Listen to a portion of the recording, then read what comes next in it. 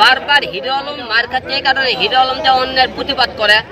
Hero আলমের মানে কোনো দল নাই, কোনো হিরো আলম কোনো রাতে শক্তি নিয়ে চলে না, হিরো আলম কাউকে নিয়ে চলে না, এটা হিরো আলমের অপরাধ।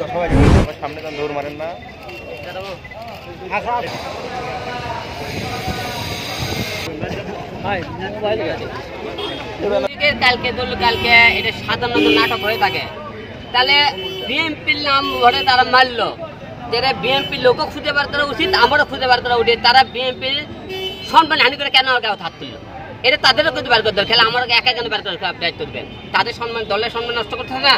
আমি তো বলবো বিএনপিতে মারছে, কারণ আমাকে ডাইরেক্ট বলতেছে তুই তারেক জিয়ার নামে কেন বলছি? তারা তো তারেক জিয়ার নাম বলে আমাকে মারধর করলো, আমি তাহলে কেন বিএনপির নাম বলবো না?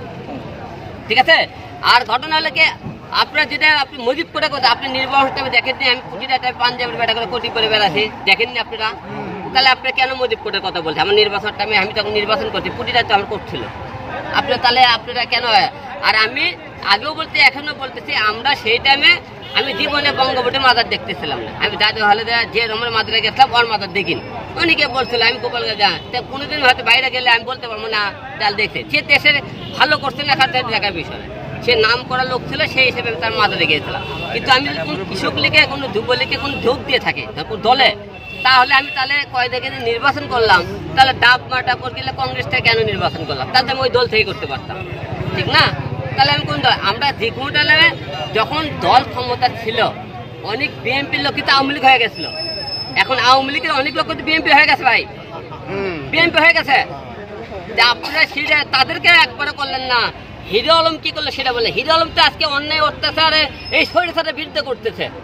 আমি কালকে যে মামলা করছি কার বিরুদ্ধে করছি? এই স্বৈরাচারের সরকারের বিরুদ্ধে করছি, তাদের বিরুদ্ধে করছি না। আর বিএনপি কার বিরুদ্ধে মামলা করে নিলে ভাই? তাহলে আপনারা একবারও তো সেই কথা, এই যে ছাত্র আন্দোলন কালকে যারা যারা মারধর করছে, এই ছাত্র একদিন ছাত্র আন্দোলন কোনো দেখিনি। ছাত্র আন্দোলন আমরা অস্ত্র মুখে ছিলাম, দেখছেন আপনারা, কিন্তু মানুষটার মুখে ছেলে ভুলে গেছে আজকে দেশ স্বাধীন হয়ে গেছে। বারবার হিরো আলম মার খাচ্ছে এই কারণে হিরো আলম যে অন্যের প্রতিবাদ করে। হিরো আলমের মানে কোনো দল নাই, কোনো হিরো আলম কোনো রাতে শক্তি নিয়ে চলে না, হিরো আলম কাউকে নিয়ে চলে না, এটা হিরো আলমের অপরাধ। হিরো আলমের কাছে সৎপথে একা একা লড়তেছে, এইভাবে অনেকে হচ্ছে আমাকে আমার দুর্বলতা সুযোগ পেলে তারা আমার উপর অ্যাটাক করতেছে।